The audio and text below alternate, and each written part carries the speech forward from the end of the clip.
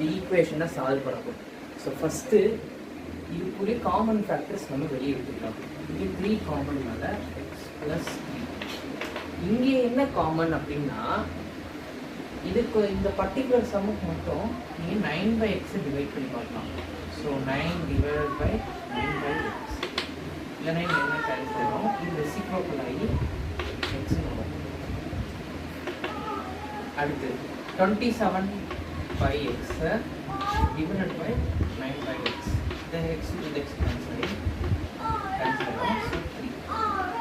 So 9/x காமனாக எழுதி எடுத்து x plus 3 போட்டுக்கலாம். அடுத்து 9 சிம்பிளாக இந்த இது கேன்சல். 3 equal to 9/x. இந்த x அங்கே போய் 3x equal to 9. 3/3 கேன்சல் பண்ணிடலாம்.